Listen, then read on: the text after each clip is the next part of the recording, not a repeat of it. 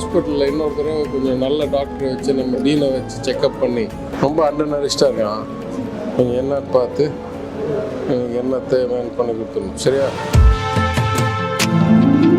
பாரென்ற தேருக்குள்ளூர் கோலங்கள் தேயார் சொந்தமானால் தான் என்ன சொல். மழை காற்று மான் குட்டி போலே சுயமின்றி வாழ்வான் மண் மேலே.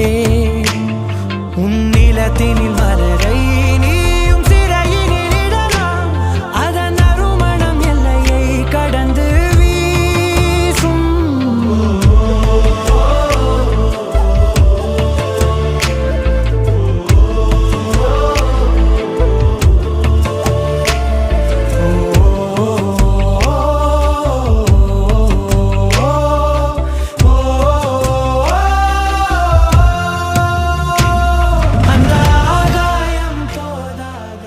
கொடுத்த வாக்கை காப்பாற்றிய அமைச்சர் பழனிவேல் தியாகராஜன். உடல் நலன் பலகீனமாக இருந்த ஏழை மாணவனுக்கு ஊட்டச்சத்து உணவை வழங்கி தேற்றி மாணவன் ஆசையாக கேட்ட சைக்கிளையும் வாங்கி கொடுத்து நெகிழ்ச்சி.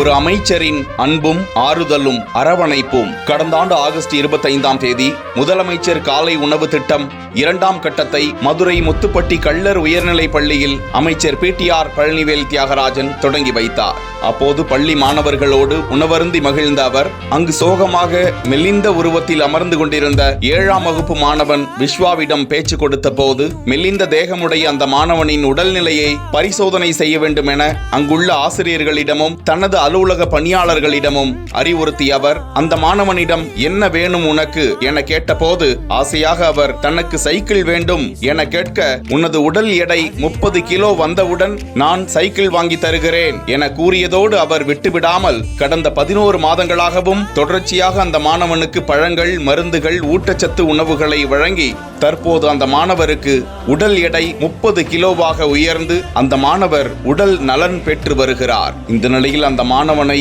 தான் வாக்களித்தபடி தனது இல்லத்திற்கு அழைத்து புதிய சைக்கிள் ஒன்றை வாங்கி கொடுத்து மாணவனை மகிழ்வித்த அமைச்சரும் பெருமகிழ்ச்சி அடைந்து இந்த தகவலை பகிர்ந்திருக்கிறார். அமைச்சருக்கு பாராட்டுகளும் நன்றிகளும் குவிந்து வருகின்றன.